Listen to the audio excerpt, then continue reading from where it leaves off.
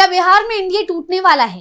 क्या केंद्रीय मंत्री जीतन राम मांझी एनडीए से रिश्ता तोड़कर कोई अलग रास्ता अपनाने वाले हैं? ये सवाल इसलिए उठ रहे हैं क्योंकि मांझी ने एक बयान से बिहार एनडीए में मचे घमासान को सबके सामने ला दिया है। बिहार विधानसभा चुनाव में मांझी जितनी सीटों की मांग कर रहे थे उतनी सीटें उन्हें नहीं मिली, ये तो सब जानते हैं। ऐसे में मांझी ने राज्यसभा चुनाव में बीजेपी से एक सीट की मांग कर दी है।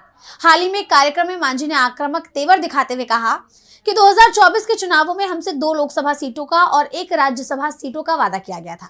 उस समय हमें 1 लोकसभा सीट दी गई जिसे हमने जीता और हमें मंत्री बनाने के लिए हम प्रधानमंत्री का धन्यवाद करते हैं। लेकिन राज्यसभा सीट अभी भी बकाया है।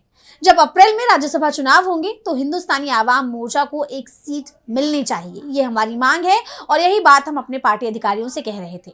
मांझी ने बीजेपी पर बेईमानी और वादा खिलाफी का आरोप लगाते हुए कहा कि लोकसभा से लेकर विधानसभा चुनाव तक उन्हें कम आंका गया। सुनिए उनका यह बयान। हमरा साथ तो धोखा दिला है, न कैला है, साफ हम कहेंगे। हमरा साथ बेईमानी कैला है, दोनों बार बेईमानी कैला है। हमरा कम समझला है तुम, और हमरा तू कम समझ के गलती कैला है, और वो गलती दोहरेबा तो हम भी अपना रास्ता अलग लेवो।